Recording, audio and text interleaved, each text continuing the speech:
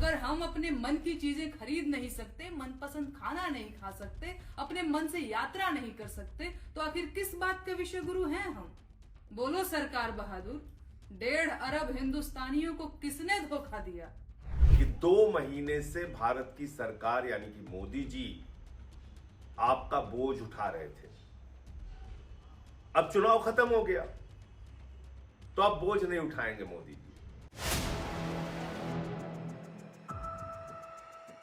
क्या देश में फिर लगने वाला है लॉकडाउन? पीएम नरेंद्र मोदी ने 2 बार देश की जनता से एक ऐसी अपील कर दी जिससे देश की जनता में डर पैदा हो गया और विपक्ष बीजेपी सरकार पर हमलावर हो गया। नमस्कार, 4 PM पर आप सभी का स्वागत है। दरअसल पीएम नरेंद्र मोदी ने लोगों से पेट्रोल डीजल कम खर्च करने, विदेश यात्राओं से बचने, वर्क फ्रॉम होम अपनाने और सोना खरीदने में सावधानी बरतने की अपील की है। जी हाँ, कहा जा रहा है कि मिडिल ईस्ट में बढ़ते तनाव को देखते हुए यह संदेश दिया गया, लेकिन अब यही अपील विपक्ष के लिए बड़ा राजनीतिक मुद्दा बन गई है। विपक्ष सवाल उठा रहा है कि जब ईरान, अमेरिका, इजराइल तनाव के दौरान पेट्रोल, डीजल और गैस सिलेंडर को लेकर लोगों में बेचैनी थी, तब बीजेपी कह रही थी कि देश में किसी चीज की कोई कमी नहीं है। विपक्ष झूठ फैला रहा है, जनता को गुमराह किया जा रहा है। लेकिन अब जब खुद पीएम नरेंद्र मोदी लोगों से बचत और सतर्कता की अपील कर रहे हैं, तो क्या उस समय विपक्ष गलत था? विपक्ष ये भी कह रहा है कि अगर हालात सामान्य हैं तो फिर जनता से त्याग की अपील क्यों? और अगर संकट की आशंका है तो क्या सरकार पूरी सच्चाई देश को बता रही है? साथ ही विपक्ष बीजेपी पर दोहरे मापदंड का भी आरोप लगा रहा है। सवाल यह उठाया जा रहा है कि एक तरफ जनता से ईंधन बचाने और यात्रा कम करने को कहा जा रहा है, लेकिन दूसरी तरफ चुनावी रैलियां, रोड शोज, बड़े काफिले और राजनीतिक कार्यक्रम लगातार जारी रहते हैं। जी हाँ, आपको बता दें कि पीएम नरेंद्र मोदी ने 24 घंटे में 2 बार तेल बचाने की अपील देश से की। पहले उन्होंने यह अपील रविवार को हैदराबाद में की थी। इसके बाद कल गुजरात दौरे पर पहुंचे तो वडोदरा में सरदार धाम हॉस्टल के उद्घाटन के दौरान देशवासियों को सावधानी बरतने की अपील की है। ऐसे में सवाल उठ रहा है कि क्या देश में फिर से लॉकडाउन जैसे हालात बन रहे हैं? वही पीएम नरेंद्र मोदी की अपील पर विपक्ष हमलावर है। साथ ही साथ लोक गायिका नेहा सिंह राठौर ने भी एक्स पर बयान जारी कर बड़ा हमला बोला है और कहा है कि 100 गाड़ियों का काफिला लेकर रोड शो करने वाले महामानव जनता को तेल बचाने की हिदायत दे रहे हैं। विपक्ष पर महिलाओं के मंगलसूत्र चुराने का आरोप लगाने वाले चौकीदार जी नागरिकों से सोना न खरीदने की गुजारिश कर रहे हैं। आखिर क्यों? क्या हम विश्वगुरु नहीं है? जरा आप भी सुनिए नेहा सिंह राठौर। 100 गाड़ियों का काफिला लेकर रोड शो करने वाले महामानव जी जनता को तेल बचाने की हिदायत दे रहे हैं।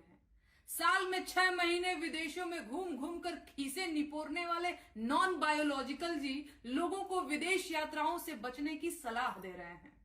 पकौड़ा तलने को रोजगार बताने वाले जुमलेबाज जी देशवासियों को तेल कम खाने की सीख दे रहे हैं। विपक्ष पर महिलाओं के मंगलसूत्र चुराने का आरोप लगाने वाले चौकीदार जी नागरिकों से सोना न खरीदने की गुजारिश कर रहे हैं और विदेशी गाड़ियों, चश्मों और घड़ियों के शौकीन परिधान मंत्री जी हिंदुस्तानियों को स्वदेशी अपनाने की सीख दे रहे हैं। आखिर क्यों? क्या हम विश्वगुरु नहीं हैं? क्या हमारा देश दुनिया की आर्थिक महाशक्ति नहीं बन पाया? क्या इस सरकार ने देशवासियों को झूठे सपने दिखाकर उनको धोखा दिया? अगर हम अपने मन की चीजें खरीद नहीं सकते, मनपसंद खाना नहीं खा सकते, अपने मन से यात्रा नहीं कर सकते, तो आखिर किस बात के विश्व गुरु हैं हम? बोलो सरकार बहादुर, 1.5 अरब हिंदुस्तानियों को किसने धोखा दिया? तो सुना आपने। वहीं आप सांसद संजय सिंह ने एक्स पर लिखा कि प्यारे देशवासियों, चुनाव तक मोदी जी ने आपका बोझ उठाया, चुनाव खत्म, आपका इस्तेमाल खत्म। अब देशभक्ति के नाम पर लाइन में लग जाओ। गैस महंगी हो गई, अब पेट्रोल डीजल भी महंगा होगा। आप देशभक्ति के नाम पर पेट्रोल, डीजल, गैस का इस्तेमाल ना करो, सोना ना खरीदो, खाने के तेल का भी इस्तेमाल ना करो। लेकिन मोदी जी अपनी रैलियों में लाखों लोगों को भर भर के लाएंगे, विदेश यात्रा कराएंगे, खूब तेल फेंकेंगे। उनके लोग सोना तो क्या पूरे देश की संपत्तियां खरीद लेंगे। लेकिन आप फटीचर बने रहिए। और हाँ, अगर आपने मोदी जी की महंगाई बर्दाश्त नहीं की तो अंधभक्त और गोदी मीडिया आपको पाकिस्तानी घोषित कर देगा। नमस्कार, जय हिंद साथियों। कल भारत के प्रधानमंत्री नरेंद्र मोदी जी ने ये कहा कि 2 महीने से भारत की सरकार यानी कि मोदी जी आपका बोझ उठा रहे थे।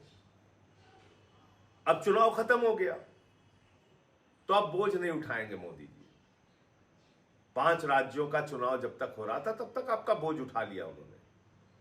अब वो कह रहे हैं तेल का इस्तेमाल कम कीजिए, पेट्रोल डीजल का इस्तेमाल कम कीजिए, गैस का इस्तेमाल कम कीजिए, सोना ना खरीदिए, 1 साल तक सोना ही ना खरीदिए, कोई भी शादी हो फंक्शन हो ना खरीदिए।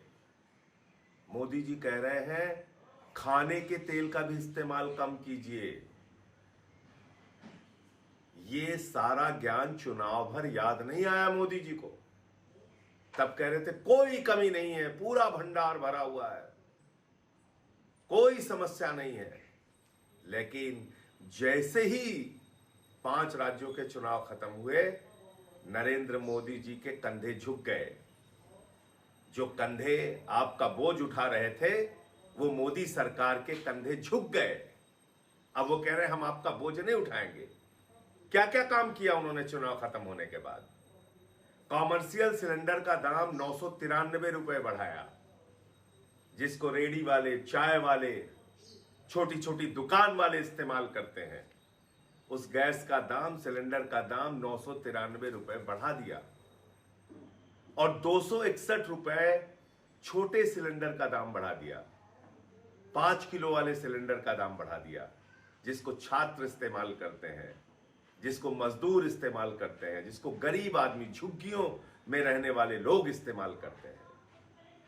तो आपके ऊपर लगातार मोदी जी इस तरह से बोझ डालते जाते हैं, महंगाई डालते जाते हैं। कब आपको होश आएगा? कब आप इन सवालों पर सरकार से जवाब मांगेंगे? चुनाव भर आपका इस्तेमाल किया जाता है। कभी 10,000 रुपए डाल दिया जाता है आपके खाते में, उसके बाद पटना की सड़कों पर नौजवानों को डंडों से पीटा जाता है। कभी चुनावों में आपको कहा जाता है न तेल की कमी है, न गैस की कमी है, और चुनाव खत्म होते ही गैस के दाम बढ़ा दिए जाते हैं। आपको सलाह दी जा रही है तेल का इस्तेमाल कम करो, और ये सब कुछ देशभक्ति से जोड़ दिया जाता है। आप महंगाई में रहिए, देशभक्ति है। आप सोना ना खरीदिए, देशभक्ति है। आप विदेशों की यात्रा ना कीजिए, देशभक्ति है। सब कुछ देशभक्ति है। लेकिन मोदी जी बड़ी बड़ी रैलियां करेंगे, बड़ी बड़ी सभाएं करेंगे, लाखों लोगों को बसों में भर भर के लाया जाएगा, वहां तेल का भरपूर इस्तेमाल होगा, उसमें कहीं कोई दिक्कत नहीं होगी। विदेशों की यात्रा करेंगे, रोड शो करेंगे प्रधानमंत्री जी।